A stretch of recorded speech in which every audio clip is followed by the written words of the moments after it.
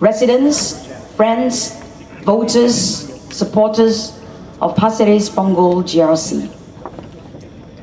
When I first came to Punggol 10 years ago, I was a greenhorn, and I was greeted by a petition letter. That was my welcome letter to Punggol.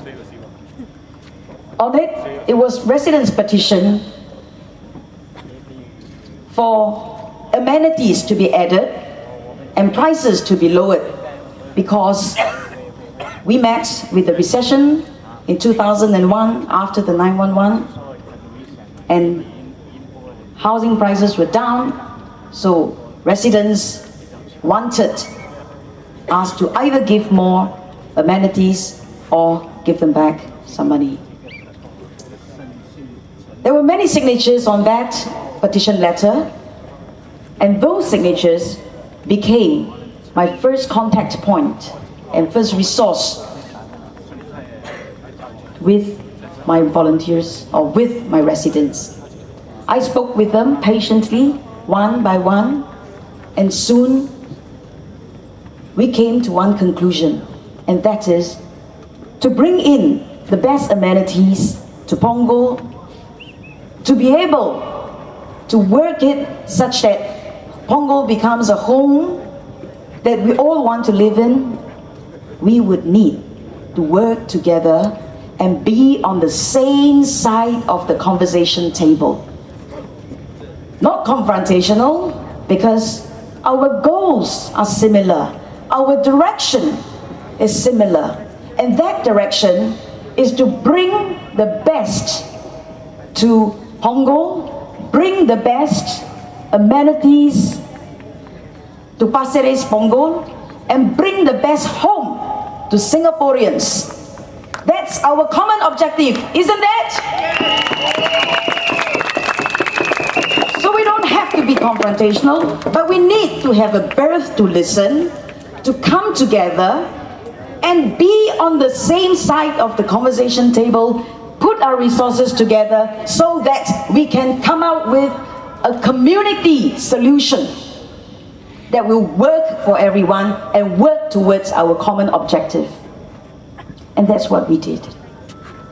And so now, in Punggol and Pasir Ris as well, amenities, basic amenities are added, and each town is developing their own unique outlook and environment so that we have no lack of choices to choose from.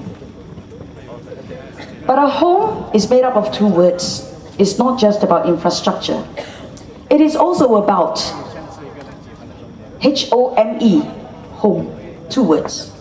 H-O-P-E, hope, and M-E-M-O-R-Y, memory. Home is about hope and memory. So when we talk about hope, we talk about the hope for the future, the hope for ourselves, the hope for our family, the hope for our children, the hope for our grandchildren. We want to secure our future so that we have hope for a better tomorrow. And that is what PAP wants to do for all of us. And that is what the candidates of PAP wants to do for Singapore. Do you want hope? Do you want to secure our future? Do you want to do that together with the PAP? We will do that. And shared memory is important. In my own case and my own experience in Punggol itself, it was obvious that after 911 in 2011, 2001, there was lots of work to be done. We need to go about explaining and promoting racial and religious harmony and cohesion. We worked the grounds with different race, language, and religious groups in schools, in temples, in the community, at workplace, and so on and so forth. We did that together as a community. And then there was SARS in 2003. I remember that the health minister said that we were flying blind then because we did not know what we were up against, because SARS was brand new. It was a virus that was not understood at that point in time. So what did we do? We went out there and explained to our residents, group by group, one by one, and we even did the precautionary thing of sticking the thermometer into their ears so that we could measure their temperature, monitor, and keep them safe, keep our homes safe, keep our families safe. And I remember my grassroots leaders told me this, Ms. Low, please, you don't do it, we do it, because you are very important. You know, you take the leadership position, so please don't do it, we do it. In case eye contact us, then what's going to happen? They were concerned, very concerned. I remember those incidents very well, and I told them that as a leader, we take the lead, and we have to lead by example. And we did, and they did, and we kept our home, our community safe as we could. Those days of going through trials and tribulations together cannot be erased. Those are what puts us together as a community and promotes community cohesion.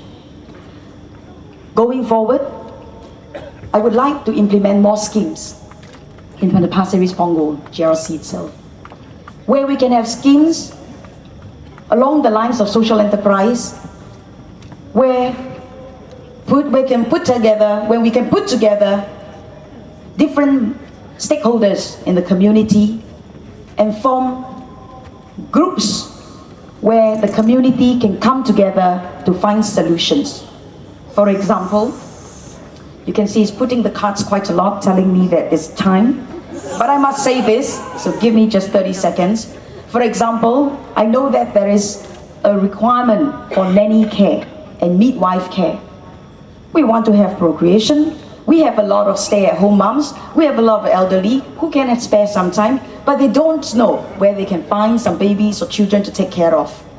There are a lot of young parents who need nannies to take care of their children, but they do not know where to turn to. Can we not come together to form some kind of a information exchange, form a social enterprise, so that this information can be exchanged and nannies or the elderly can find financial independence, and at the same time find ways of meaningful engagement, looking after their neighbors' kids, and at the same time the young couples can go to work knowing that their kids are safe. So along these lines, there are many schemes that we have in mind, and I hope that I will have the support of our community to come along to share in some of these community solutions, because the only way that we can go forward together strong as a community, as a nation, as Singapore, is if we are united, if we are self-reliant, and if we endeavor to build a more inclusive, more sustainable and better world together. And I am sure that the PAP is committed to ensure that we are able, or we can try our very best to ensure that there is sufficient space and inclusiveness in all our policies. If we want a home for all of us, let's build on this hope and memory that we have with each other for the past 50 years. It's our way forward. PAP!